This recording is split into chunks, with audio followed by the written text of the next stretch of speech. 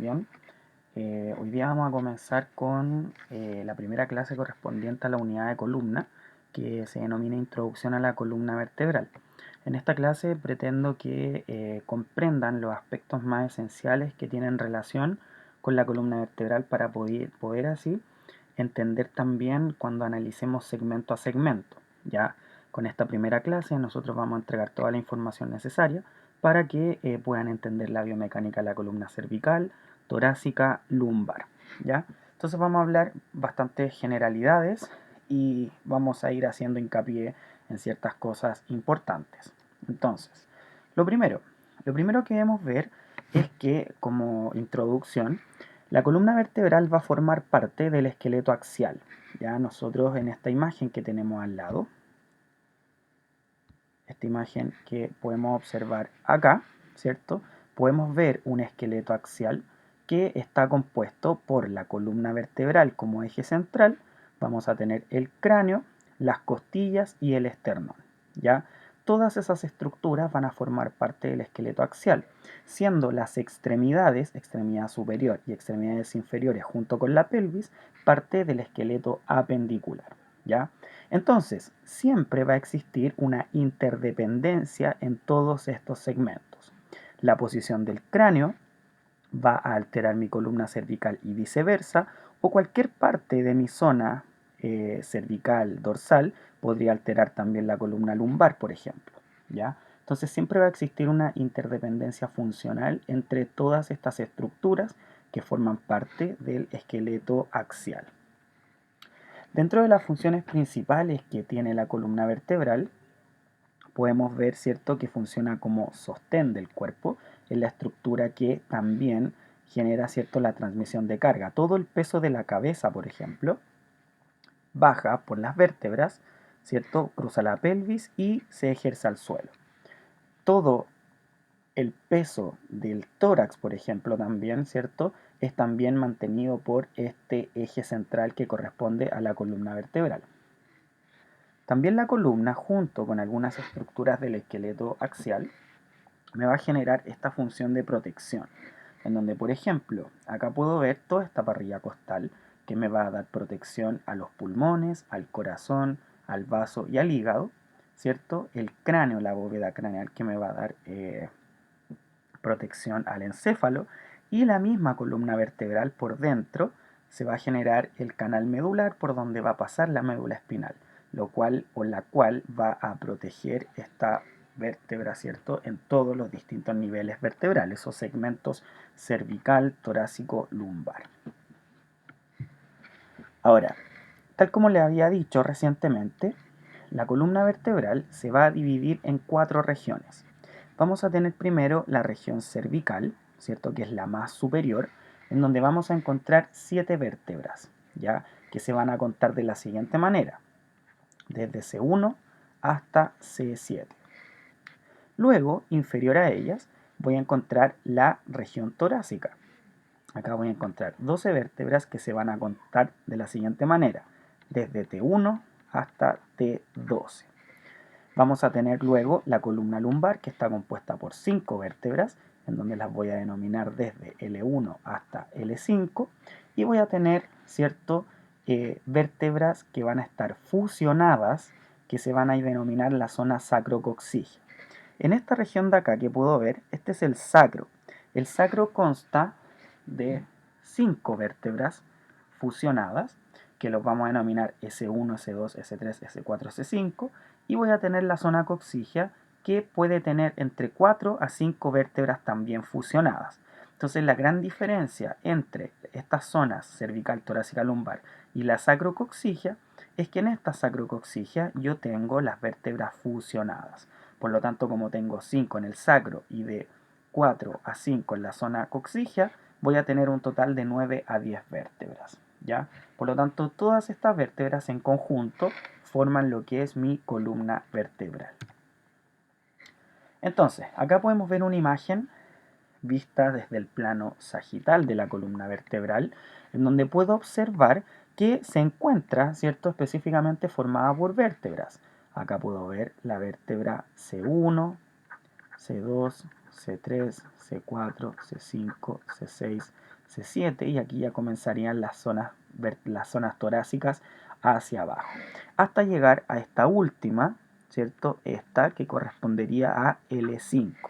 Esta sería la zona sacra, esta sería la zona lumbar 5, 4, 3, 2, 1. Acá tengo la zona lumbar hacia abajo y acá hacia arriba sería la zona torácica, ¿ya? Entonces, cuando nosotros analizamos las vértebras de un determinado segmento, por ejemplo acá tengo las vértebras cervicales, yo dentro de un segmento puedo encontrar o puedo clasificar las vértebras de dos maneras, denominándolas típicas o atípicas. ¿A qué me refiero con cada una de estas cosas? Una vértebra típica va a corresponder a una vértebra que es normal en función a su región, ¿ya? Algo normal, que sea normal, significa que es lo que más se repite, ¿ya?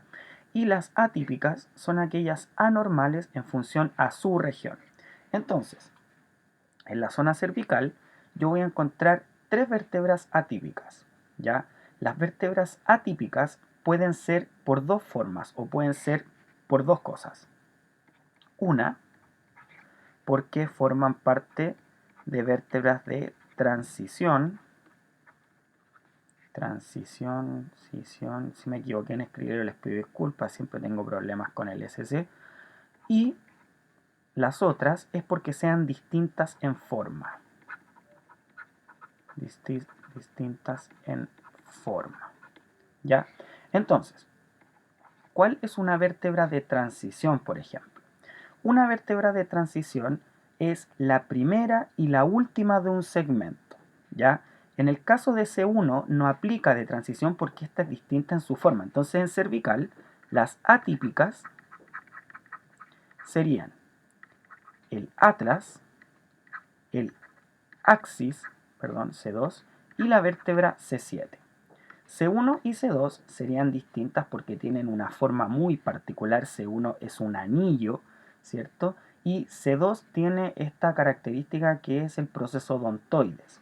En cambio, C7 es una vértebra bastante normal, pero se denomina atípica porque es la última de su región, C7.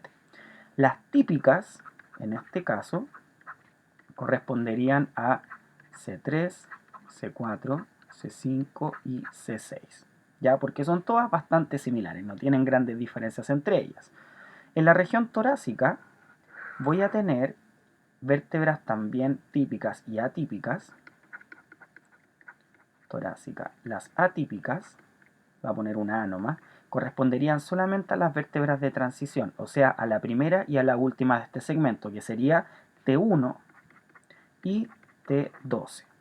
Las típicas serían todas aquellas que se encuentran entre T2 hasta T11, ¿ya? Lo mismo pasa acá en la zona lumbar. En la zona lumbar yo digo que tengo vértebras atípicas y vértebras típicas. Las atípicas van a ser porque son de transición, que sería L1 y L5, y las típicas corresponderían desde L2 hasta L4, ¿ya? Entonces esa es la gran diferencia, ya es muy pequeña. Después cuando vamos viendo segmento a segmento van a darse cuenta que esto es bastante simple de entender. Por otro lado, yo veo en esta vista sagital que la columna vertebral va a formar curvas, ¿ya? Yo tengo acá que esto sería la parte anterior del cuerpo y esta sería la parte posterior. Acá arriba voy a tener una primera curva que si yo la describo veo que presenta una convexidad por delante y una concavidad por posterior.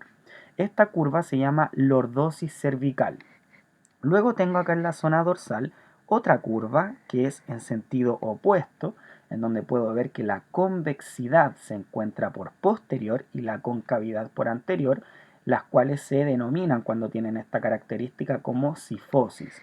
Luego puedo ver que en la zona lumbar se ve algo acá de curva al igual que en la zona cervical, o sea, se ve una lordosis y acá abajo en la zona sacrococcígea veo otra cifosis. Entonces mi columna vertebral tiene cuatro curvas. Tiene una lordosis cervical,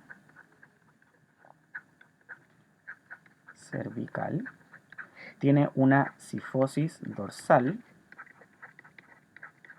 tiene otra lordosis, en este caso es una lordosis lumbar, y acá abajo tiene una cifosis sacrocoxígea, ¿ya? Ahora, recuerden que una cifosis es cuando presento una convexidad posterior y una concavidad anterior. Por otro lado, una lordosis es cuando presento una convexidad por anterior y una concavidad por posterior. Estas curvas que estamos viendo ahora son curvas normales. Todos nosotros deberíamos tener estas curvas en un determinado ángulo, que lo vamos a ver posteriormente, pero debemos tenerlas absolutamente todos. Entonces, en resumen, todas las vértebras vistas en el plano sagital, ojo, esto es en el plano sagital, van a formar curvas, en donde voy a poder ver cifosis o lordosis. En general, las cifosis siempre son zonas más estables, ¿ya? Son zonas más estables debido a que normalmente cuando encuentro una cifosis, esta cifosis va a estar con algo más. Por ejemplo, en la zona dorsal voy a tener las costillas. Voy a tener las costillas, ¿cierto?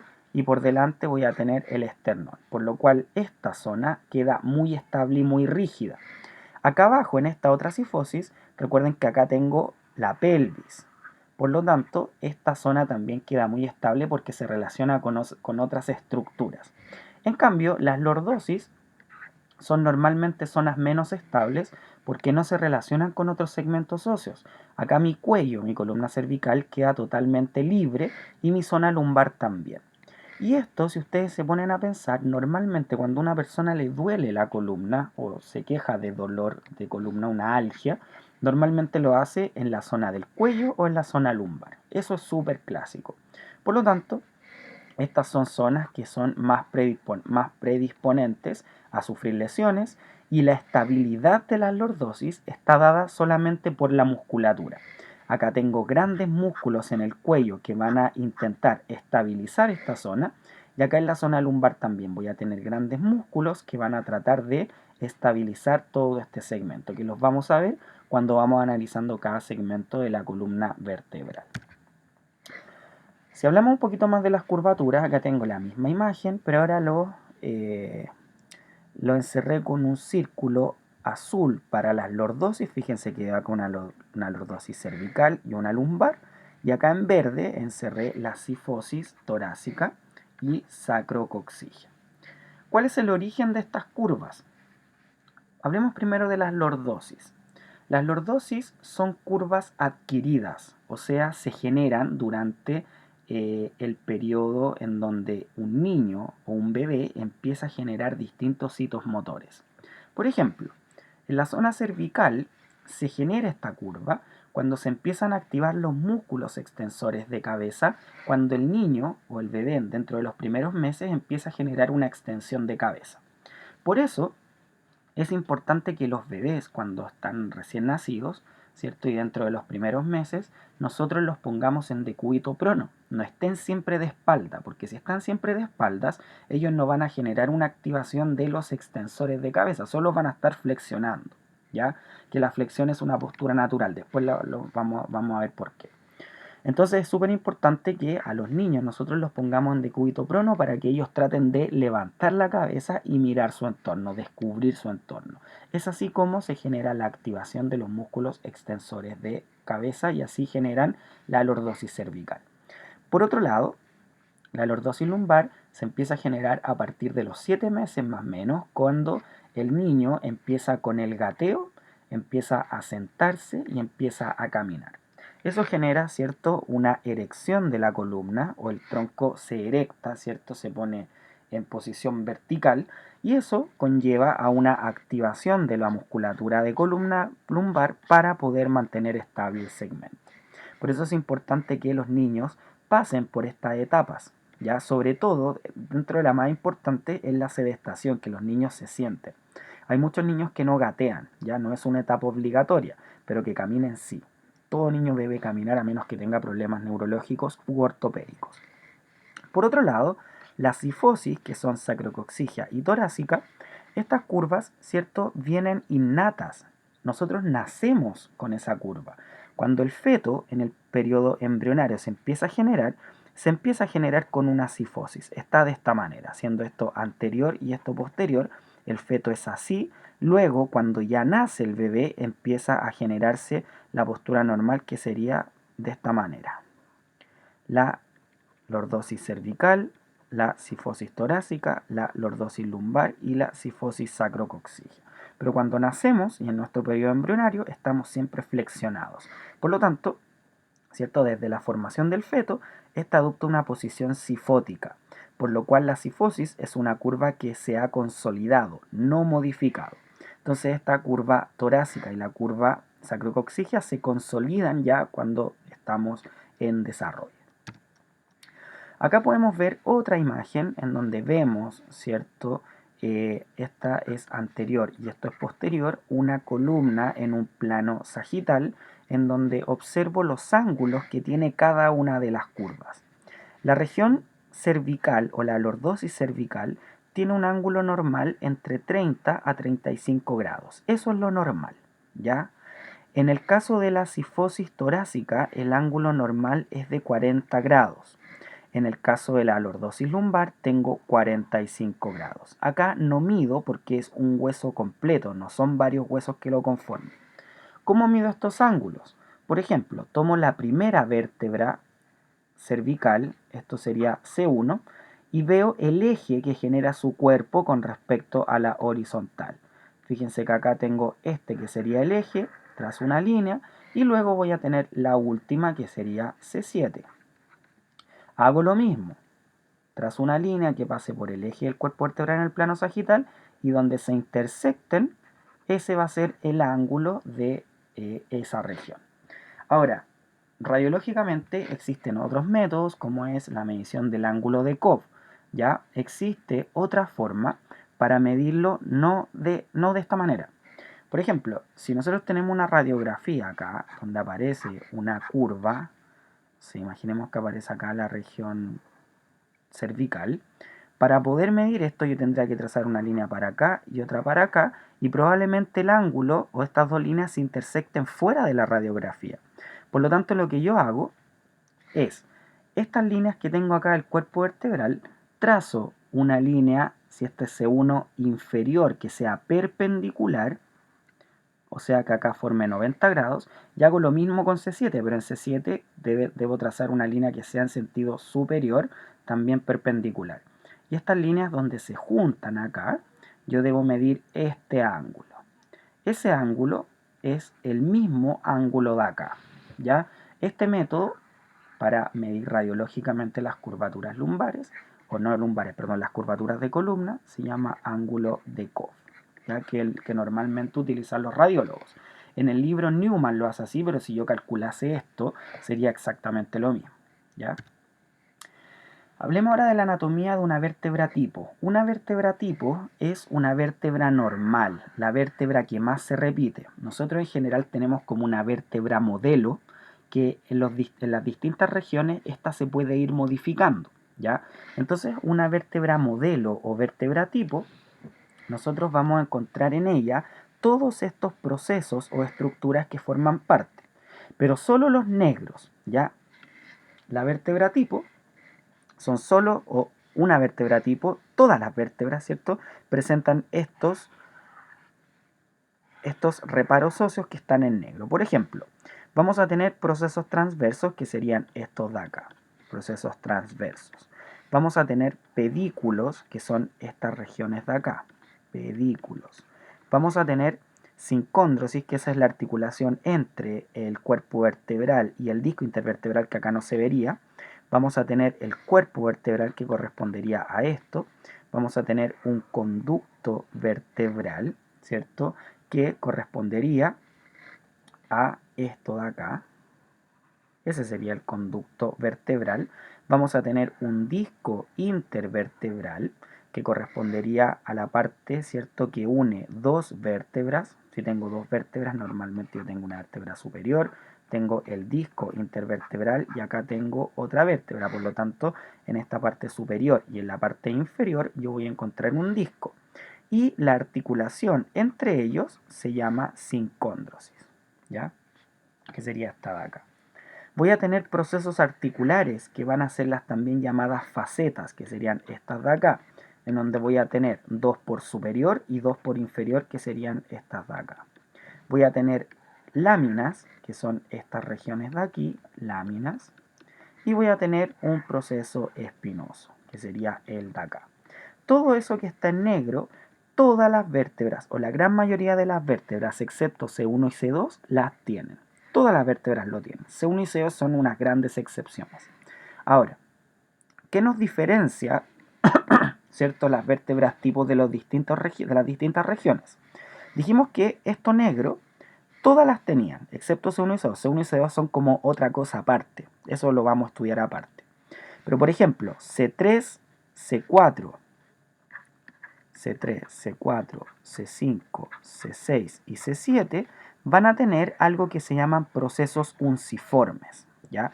Estos procesos unciformes los vamos a ver cuando veamos la columna cervical, pero son procesos articulares, ya que en la columna cervical se genera otra articulación acá en el disco, en el cuerpo vertebral. Entonces este proceso unciforme solo está en cervical, por eso el verde. Lo que está con verde, ¿cierto?, es la columna cervical más todo lo negro. En el caso de las vértebras torácicas, vamos a encontrar lo que está en rojo. Vamos a tener todo lo que está en negro más esto que está en rojo, que serían las carillas articulares costales y las carillas articulares costales en el cuerpo y en la apófisis transversa, que también lo vamos a ver específicamente cuando veamos la zona dorsal. Entonces, lo que está en rojo más lo negro correspondería a las vértebras dorsales o torácicas. Y las lumbares corresponderían a esto azul más todo lo negro. O sea, una vértebra lumbar va a tener todo esto negro y yo le voy, ¿cierto? O la excepción a ella va a ser los procesos mamilares, que solo los encuentro en las vértebras lumbares. Esto podría verlo desde ese punto de vista también. Por ejemplo, yo en la zona cervical encuentro todo lo negro y lo verde. Lo verde solo se encuentra en la columna cervical.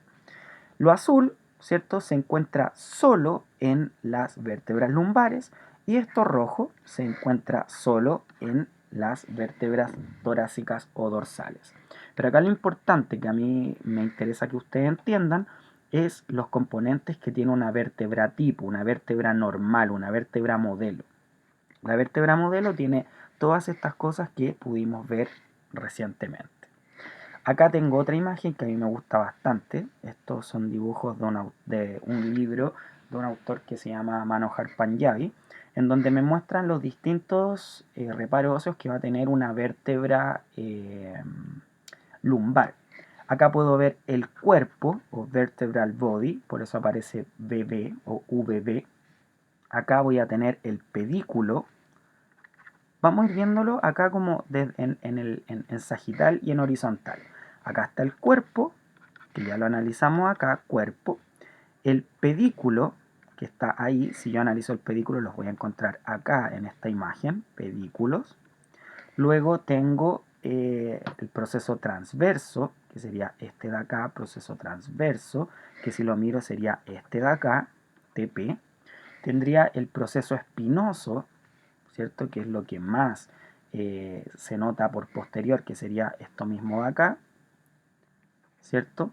Tengo las apófisis articulares, aquí estarían las inferiores, una por acá y la otra estaría por el otro lado, que las veo acá, que serían las mismas que estas, ¿cierto?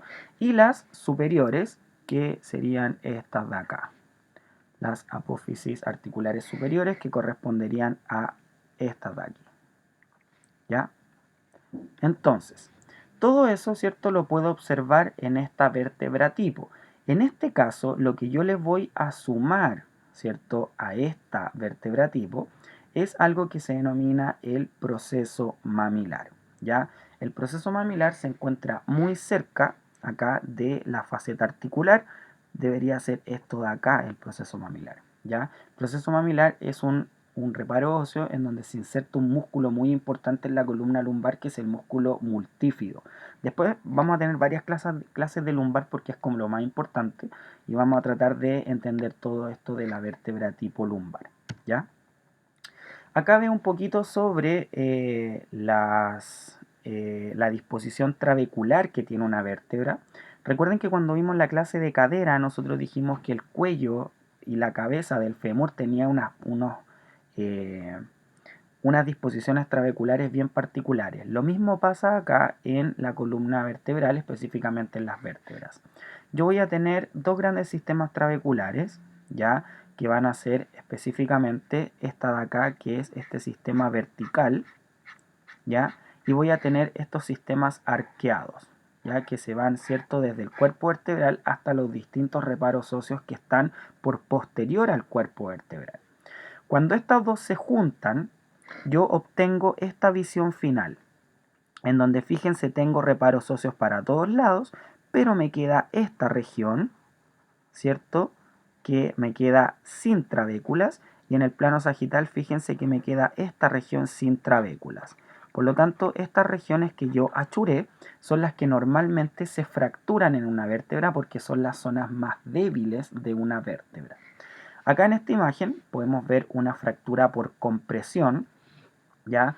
Acá se generó mucha compresión sobre esa vértebra y la compresión hizo que colapsara. ¿Y qué colapsó? Esta región de acá, la que era más anterior, porque era la que menor o la de que menor forma resiste las cargas. Y acá podemos ver una fractura, ¿cierto?, que tiene un sentido antero-posterior, pasando casi por el centro del cuerpo vertebral, que seguiría esta línea de acá, ¿ya? Esta fractura sí que es compleja, esta no. De hecho, esta fractura, que es por compresión del cuerpo vertebral, hace que los abuelitos, no sé si alguna vez ustedes han visto abuelitos que tienen una cifosis muy marcada, o sea, como una joroba. Esas personas que tienen joroba normalmente se da porque por la edad, por la osteoporosis y las cargas que tiene la columna, estas vértebras se fracturan por anterior, y al fracturarse hacen que la curvatura aumente, y eso me produce un exceso de cifosis o hipercifosis, o esta joroba que normalmente tienen algunos abuelitos, ¿ya? Ahora, no significa que cada persona que tenga una hipercifosis es por una fractura, no, esto es un caso específico, ¿ya?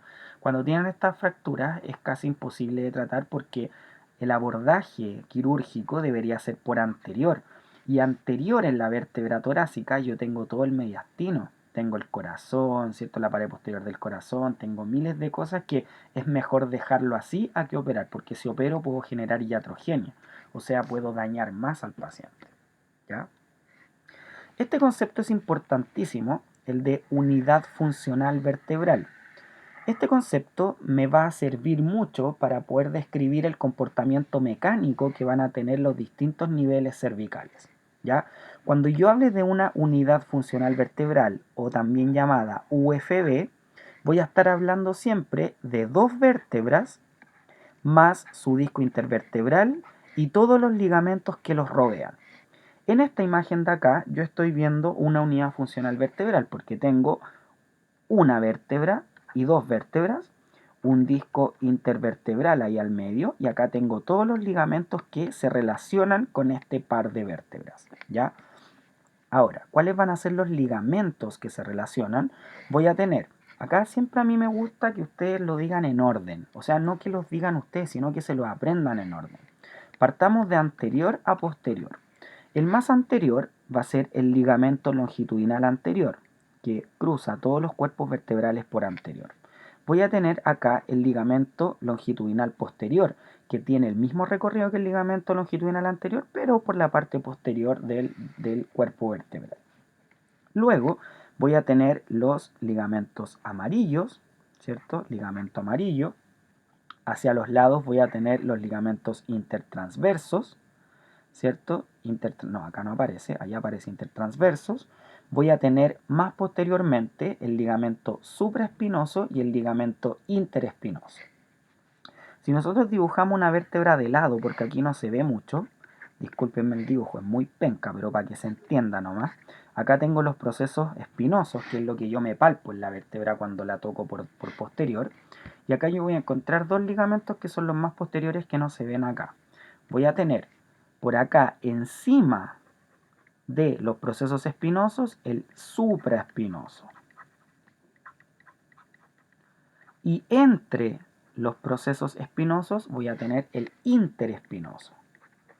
Interespinoso, que sería este de acá, ¿ya? Entonces tengo uno entre los procesos espinosos y uno que une todas las puntas de estos procesos espinosos, ¿ya? Entonces, importantísimo este concepto de unidad funcional vertebral. Nosotros cuando analicemos el comportamiento de una unidad, de un segmento vertebral, siempre lo vamos a analizar entendiendo el concepto de unidad funcional. Entonces, no olvidar unidad funcional, dos vértebras más un disco intervertebral más todos los ligamentos que rodean a este par de vértebras.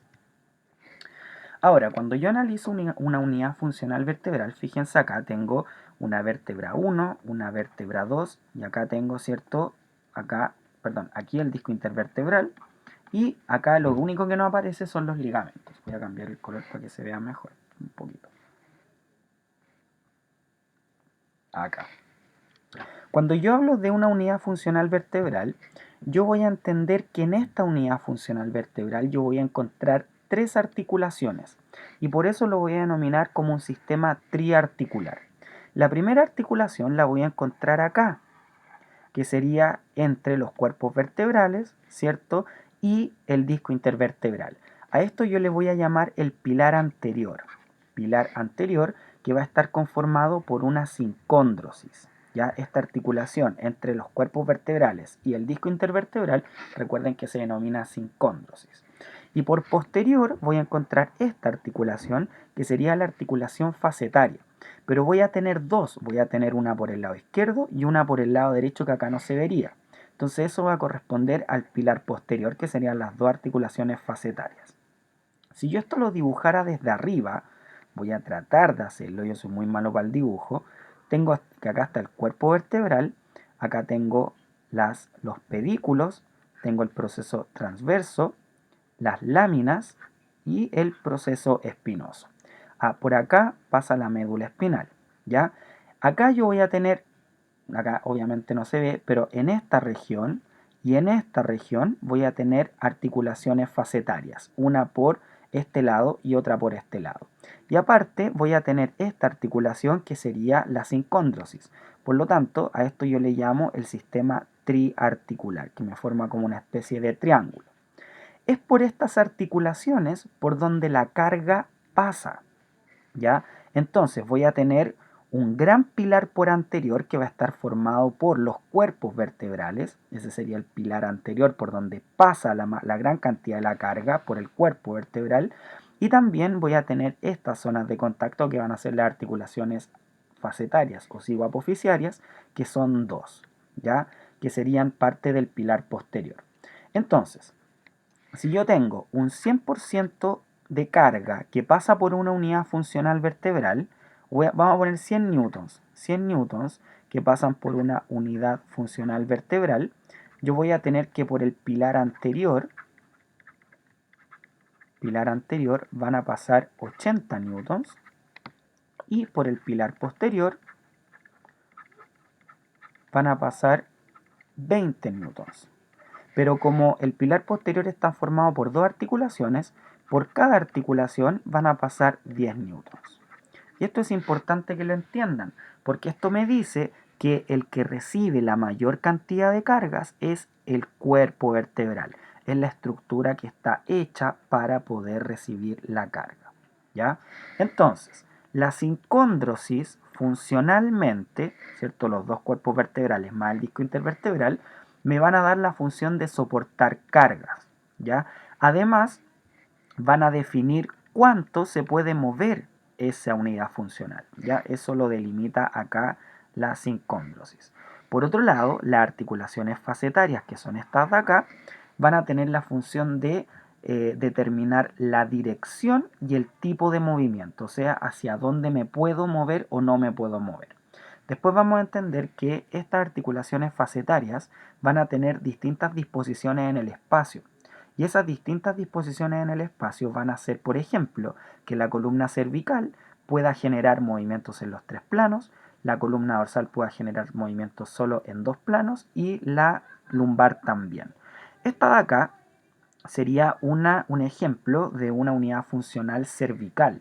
Esto podría ser fácilmente C4 y esto C5, debido a que el ángulo de la apófisis articular es más o menos de 45 grados visto en el plano sagital. ¿Ya? Entonces, en este sistema triarticular yo analizo, ¿cierto?, que tengo 3 grandes articulaciones actuando en mi unidad funcional. Tengo la anterior, que es la sincóndrosis, y 2 posteriores que corresponderían a las articulaciones facetarias. Y eso me genera un sistema triarticular. ¿Ya? ¿Cómo se distribuye el peso en los pilares? Lo acabamos de responder acá. Si tengo 100 newtons, el pilar anterior 80 y el pilar posterior 20. Si esto lo transformamos a porcentaje, el pilar anterior siempre va a ser 80% y el pilar posterior va a ser 20%. Y en este pilar posterior, como son 20%, pero son 2 articulaciones, voy a tener 10% para cada una de ellas. Acá está lo que les comentaba, la disposición de las facetas en el espacio. Este cuadrado de acá me demuestra, ¿cierto?, la orientación de la faceta articular en el espacio. ¿Y qué es la faceta articular?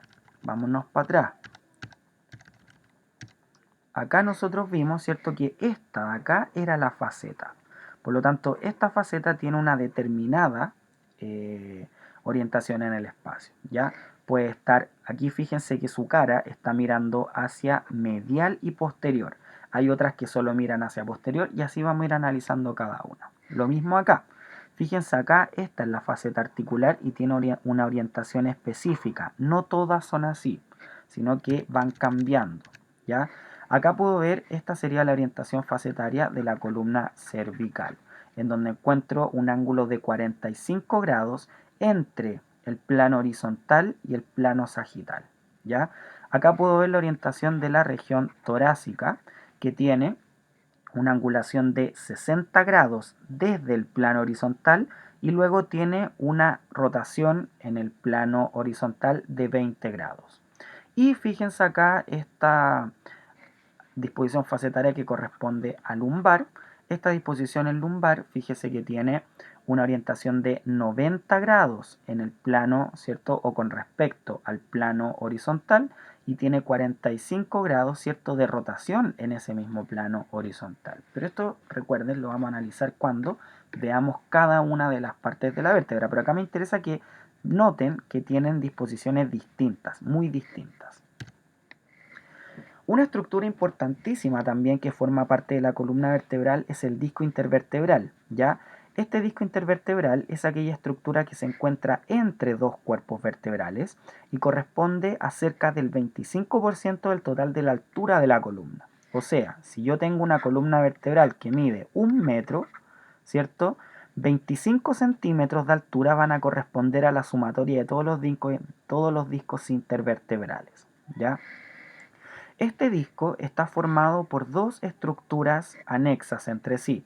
Voy a tener primero el núcleo pulposo, que es la estructura que se encuentra adentro del disco intervertebral, que es una especie de gel, ya que tiene un rol principal de transmitir cargas y disipar cargas, ¿ya? Este gel se encuentra dentro del disco, en el centro del disco. Fíjense que tiene de un 70 a 90% de agua, y el resto es colágeno tipo 2, elastina y proteínas. Acá principalmente agua con colágeno tipo 2. La función principal es ser un amortiguador hidráulico. Hidráulico se refiere a agua, fíjense que tiene mucha cantidad de agua. Amortigua gracias al agua, algo bastante similar a lo que ocurría en el cartílago. Y con esto genera una gran transferencia de cargas. Por otro lado, tenemos el anillo fibroso. El anillo fibroso van a ser entre 10 a 20 capas de colágeno, como las capas de una cebolla, ¿ya? Que van a estar, ¿cierto?, de manera excéntrica, desde adentro hacia afuera. Estas capas de anillo fibroso, fíjense que tienen una composición opuesta a lo que era el núcleo pulposo. En el núcleo teníamos 70 a 90 de agua, En este caso tengo 70 a 90 de colágeno tipo 2 y el resto es agua, elastina y proteína. Por lo tanto, esto forma una fase más bien sólida, ¿ya? La función principal que tiene este anillo fibroso es encerrar y atrapar al núcleo pulposo para que no se escape. La función del disco intervertebral es óptima cuando este núcleo pulposo está encerrado adentro y está bajo presión. No puede escaparse por ningún lado. Es ahí cuando funciona correctamente, ¿ya? Podemos ver en esta imagen de acá, ¿cierto? Que el anillo fibroso, acá tengo las distintas capas, 1, 2, 3, 4, 5, 6, puedo ver casi 10 capas acá. Y fíjense que estas líneas me demuestran la orientación de las fibras de colágeno. Acá puedo ver, ¿cierto?, una fibra de colágeno que se orienta con un ángulo específico de 65 grados con respecto a esta línea vertical, ¿ya? 65 grados con respecto a la vertical. Este ángulo es importantísimo, usted no lo puede modificar de ninguna manera, pero ¿para qué me sirve este ángulo? Observemos lo siguiente. Tengo un ángulo de ahí 65 grados, perdón, acá, 65 grados con respecto a una línea vertical. Esa disposición de las fibras de colágeno, ¿cierto?, van a ser intercaladas entre sí. Esta capa de acá va a tener una orientación de 65 grados hacia la izquierda, pero la que viene después tiene la orientación hacia la derecha, la que viene después hacia la izquierda, después hacia la derecha, y así se van intercalando, tal cual como lo pueden ver en esta región de acá. Fíjense que esta la tiene hacia la derecha, esta la tiene hacia la izquierda, esta hacia la derecha y así sucesivamente. Entonces se van intercalando. Entonces lo que yo observaría es que una tiene una para allá, otra para acá, otra para allá también, otra para allá. Y eso me refuerza en ambos sentidos. Ahora, ¿de qué me sirve tener una disposición de 65 grados? Lo voy a hacer acá nuevamente para que se entienda bien. Tengo mi vector. Ese vector yo puedo descomponerlo. Lo voy a descomponer en dos componentes. Voy a hacerlo en un componente superior y en un componente horizontal, o uno vertical y uno horizontal. Este es el vector neto, estos son sus componentes. Estos componentes van a ser capaces de resistir casi todos los tipos de fuerza. Si yo recuerdo de las primeras clases, yo tenía fuerzas compresivas, fuerzas tensiles, fuerzas de cizalla, fuerzas de torsión y fuerzas de flexión. Esos eran los 5 tipos de fuerza que yo tenía. Esta disposición del colágeno hace que se resistan las fuerzas tensiles, las de cizalla, las de torsión y las de flexión. ¿Cómo ocurre esto? Acá se supone que yo tengo un disco intervertebral y acá tengo un cuerpo vertebral 1 y acá tengo el cuerpo vertebral 2. Si mi cuerpo vertebral sufre una tensión, o sea, este cuerpo vertebral se mueve hacia arriba y este hacia abajo, el vector que va a resistir ese tipo de fuerza, vamos a poner otro color para que se entienda un poquito más, espero que se entienda, sería este de acá. El componente, este sería el Y y este sería el X. Entonces el componente Y me resistiría esa fuerza. Fíjense que este vector va en el mismo sentido de la fuerza. Por lo tanto, si se genera distracción, esta flecha tendería a tensarse, a resistir esa fuerza. Por lo tanto, este componente Y tenemos que me va a resistir primeramente, ¿cierto?, una fuerza tensible. Luego tengo una fuerza de cizalla. Una fuerza de cizalla era cuando esta superficie se encontraba fija y en esta se generaba una fuerza hacia el lado. Si tengo una fuerza hacia el lado, fíjese que ahora este componente es el que va a limitar esa fuerza. Por lo tanto, este componente X me va a limitar la fuerza de cizalla. Por otro lado, la torsión, ¿cierto?, era cuando un sentido en una parte se generaba una rotación en un sentido y en la otra una rotación en el otro sentido. Si roto, ¿cierto?, voy a estar generando una tensión en este eje del cuerpo vertebral, por lo tanto estaría tensándose el eje X. Por lo tanto, el eje X me limita la cizalla y la torsión. Y por otro lado, la flexión dijimos que era cuando solo una de estas se movía en un sentido. Ya tengo muchas rayas acá, así que voy a dibujar otra unidad funcional. Esta está fija y esta se mueve en este sentido. Por lo tanto, se genera una curva. Si genera una curva, esta región de acá del disco, ¿cierto?, se va a tensar. Por lo tanto, voy a estar tensando la línea vertical. Entonces, este componente Y de mi vector de 65 grados va a resistir la tensión y también la flexión. ¿Ya? Entonces puedo observar que esta disposición en 65 grados del colágeno en el disco intervertebral hace que el disco soporte todos los tipos de fuerzas excepto la compresiva. ¿Por qué excepto la compresiva? Porque la compresiva la resiste el núcleo pulposo. El núcleo pulposo es la compresiva y todas las demás las resiste el anillo fibroso. ¿Ya? Eso es importante. ¿Ok? Ahora, acá tengo otro componente muy importante en esta unidad funcional que corresponde a la placa terminal. Acá puedo ver un cuerpo vertebral 1, acá puedo ver un cuerpo vertebral 2. Específicamente las vértebras lumbares van a tener esta región, que voy a churar aquí, esta región, que se llama apófisis anular. ¿Ya?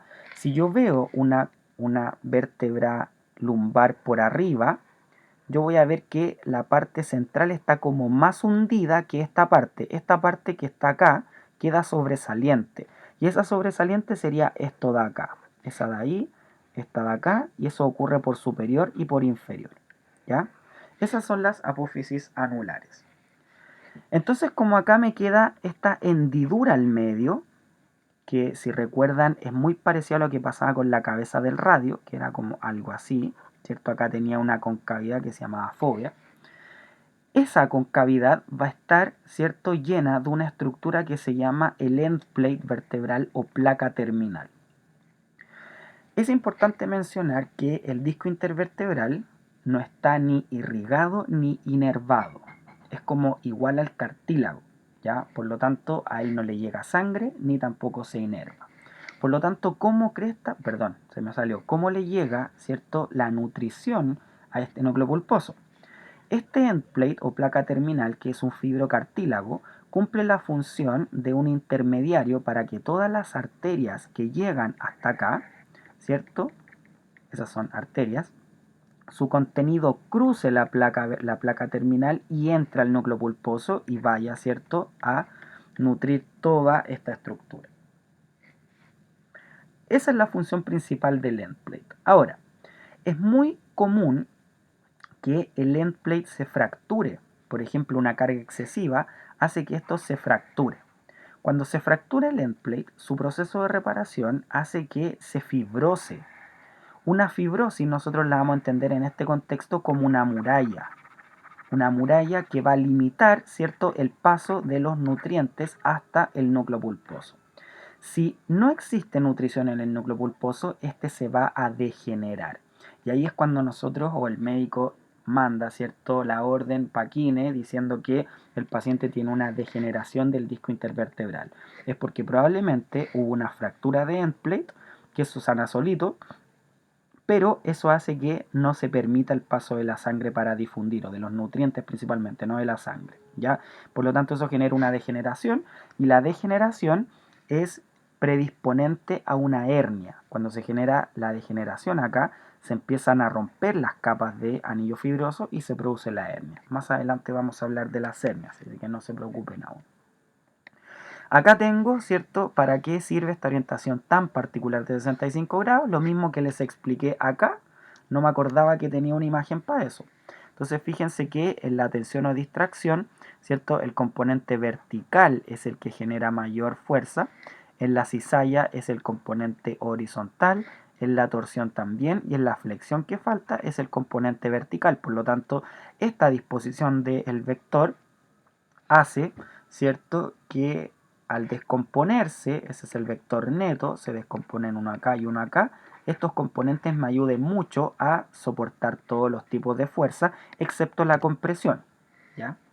Acá puedo ver una imagen real de un disco intervertebral, una imagen muy antigua que la saqué de un libro que me gusta mucho, en donde puedo ver, fíjense, estas fibras de colágeno en un sentido y las otras que van en el otro sentido y se van entrecruzando, ¿ya? Eso es la angulación de 65 grados. Si yo trazo acá una línea vertical, acá tengo 65 y acá también 65, ¿ya? ¿Cómo soporto? Ya hablamos de todos los tipos de fuerza, excepto la compresión. ¿Cómo se comporta ante la compresión? Acá veo una flecha, ¿cierto? Que me ejerce una compresión. Acá tengo el anillo fibroso y acá adentro tengo todo el contenido de núcleo pulposo que es agua. Para poder entender esto, ustedes deben entender esto como, imagínense que tienen una bombita de agua, llena de agua, pero no tan llena, sino que pueden apretarlo un poquito. Si ustedes aprietan una bombita de agua con agua, todo el contenido como que se va a expandir hacia los lados. O piénsenlo de la siguiente manera, si tienen un pan con palta, con mucha palta, y ustedes aprietan el pan, ¿qué va a pasar con la palta? Va a tender a salir hacia los lados. Lo mismo ocurre acá. Cuando yo aprieto o comprimo las dos vértebras, todo el contenido del núcleo pulposo se quiere comportar como la palta. Quiere salir hacia los lados y hacia arriba. ¿Ya? Pero hacia arriba no puede porque están los huesos. Por lo tanto, tiende, ¿cierto?, a desplazarse de manera radial igualmente en todos los sentidos. Pero acá esto lo resiste bien porque voy a tener estas capas de anillo fibroso que están hechas para retener la presión que genera el agua dentro del núcleo pulposo. ¿Ya? Ahora, cuando yo estoy normalmente, ¿cierto?, sin una carga excesiva sobre la columna vertebral, veo que mi núcleo pulposo, que es esto redondo, se encuentra ahí de manera normal y mi anillo fibroso también. Pero cuando genero una carga alta, sucede que esta altura disminuye, ¿cierto? Las dos vértebras como que tienden a juntarse más y el anillo fibroso tiende a moverse hacia afuera. Pasa esto. ¿Por qué? Porque el núcleo pulposo está empujando hacia todos lados, ¿ya? Esto como es circular, yo veo acá la vértebra y esto de acá sería, no, sí, no, esto se van a enredar mucho, mejor no. Va a salir hacia todos los lados, ¿ya? Igual que un pan con palta. Cuando yo saco la carga, esto vuelve a subir y vuelve a esta posición original. ¿Ya? Así es el comportamiento a grandes rasgos, porque también lo vamos a ver más específicamente en lumbar sobre el núcleo pulposo. ¿Ya? Acá tengo los movimientos que puede tener una vértebra, por esto les voy a subir un segundo video, al igual que como lo hice con la escápula, porque es importante también que lo entiendan de esa manera, porque si se lo explico acá no van a entender nada. En general, una unidad funcional, que son, fíjense, acá veo una unidad funcional, cuerpo vertebral 1, cuerpo vertebral 2, disco intervertebral, y acá solo faltan los ligamentos, puede moverse en los tres planos. ¿Ya? Acá tengo un eje vertical que corresponde al plano horizontal, un eje perlateral que corresponde al plano sagital y un eje antero-posterior que corresponde al plano frontal. En el caso de la columna vertebral o una vértebra, va a tener 6 grados de libertad. 6 grados de libertad. Nosotros habíamos visto que las articulaciones tenían solamente 3 grados de libertad, que eran movimientos en el plano sagital, coronal y horizontal. En este caso, cada plano sagital, plano coronal y plano horizontal, va a generar dos movimientos. Va a generar movimiento de rotación y de deslizamiento.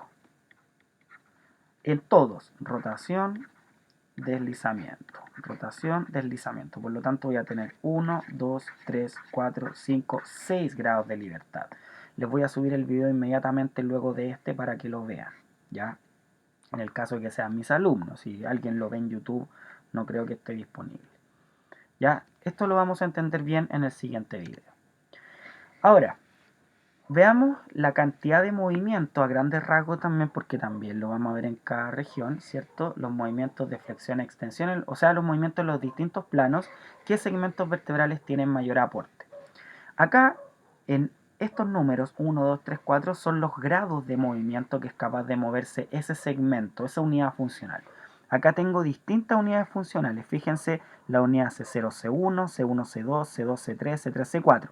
Esto de C0 también lo vamos a analizar en la clase de cervical, hasta llegar a L5, S1.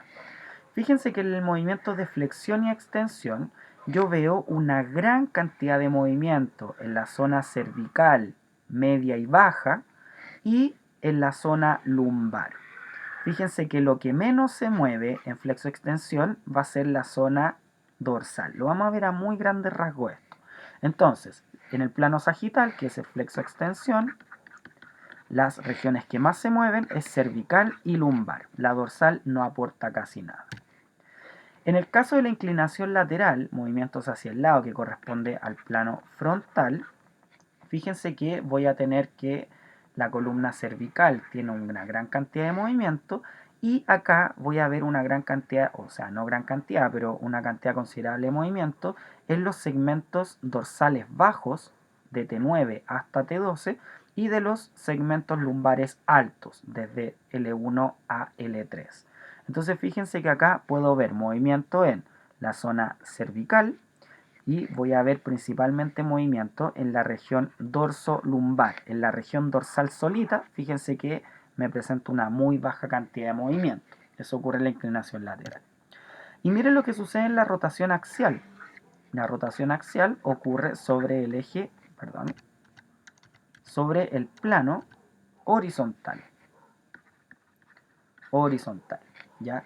En este caso, fíjense que la cantidad de movimiento, el segmento vertebral donde mayor cantidad de movimiento hay es en C1 y C2.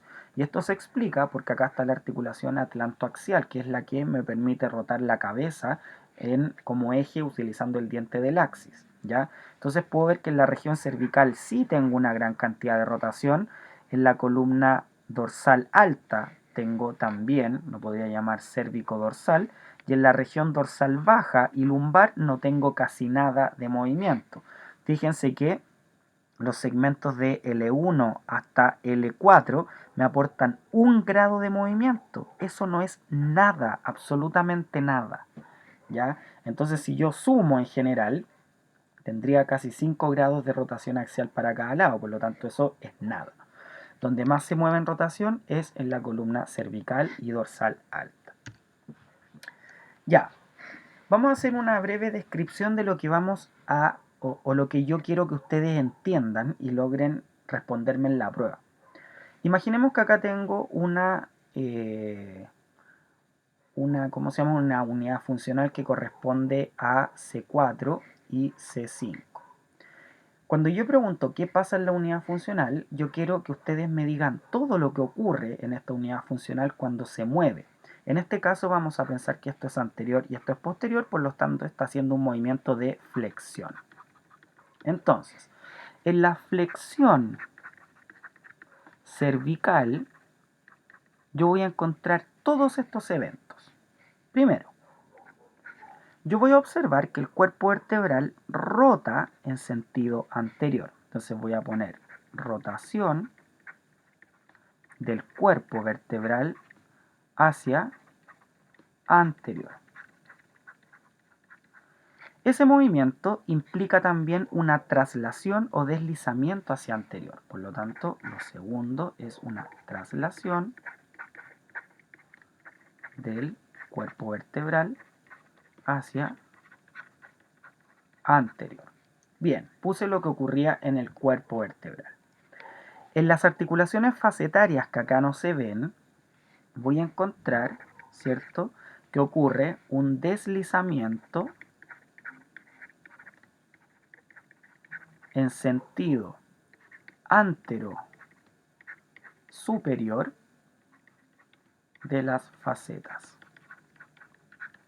Insisto, esto es lo que yo quiero que ustedes logren analizar cuando terminemos las clases de columna. Luego voy a ver que ocurren eventos acá en el disco intervertebral. Puedo ver que la parte anterior del disco intervertebral se ve comprimida y la parte posterior se tensa. Por lo tanto, 4. Compresión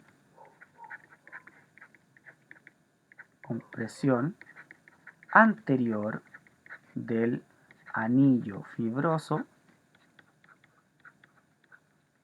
y por posterior que tengo una tensión, por lo tanto tensión posterior del anillo fibroso. El núcleo pulposo, ¿qué sucederá con el núcleo pulposo? Imagínense que tienen la bombita de agua. Si ustedes aprietan la bombita de agua por delante, ¿hacia dónde se va a mover el agua? Si ustedes aprietan por delante, el agua se va a mover hacia atrás. Por lo tanto, yo digo 6. Migración. Esto lo llamo como migración.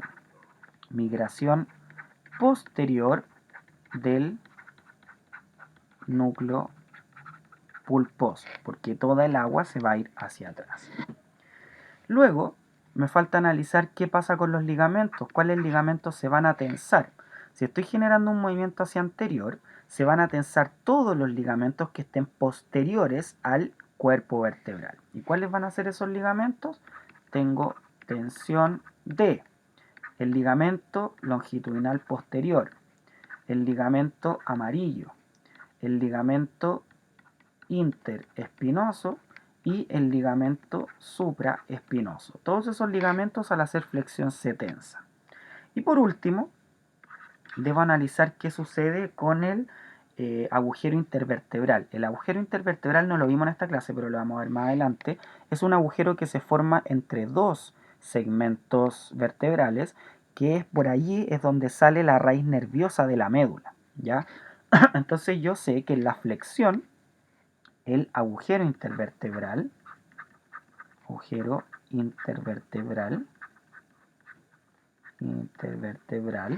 aumenta su diámetro.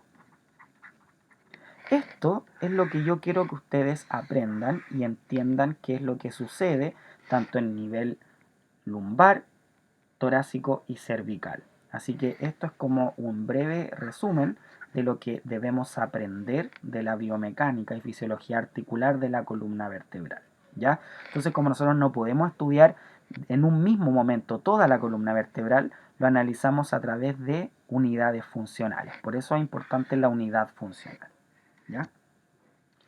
Ahí después aparecen otras imágenes que vamos a ir viendo a medida que pasa la unidad, ¿ya? Como bibliografía para esta clase utilicé el libro Newman, que ese libro debería corresponder ya ahora como a su Biblia, que supongo que para la unidad pasada lo hicieron. Saqué imágenes también del libro Oatis, saqué imágenes de este libro que me gusta mucho, de Manohar Panjabi, es súper antiguo pero tiene imágenes muy buenas, se llama Clinical Biomechanics of the Spine. Este libro de Walter Herzog, también un poquito más actual, también Clinical Biomechanics of Spinal Manipulations.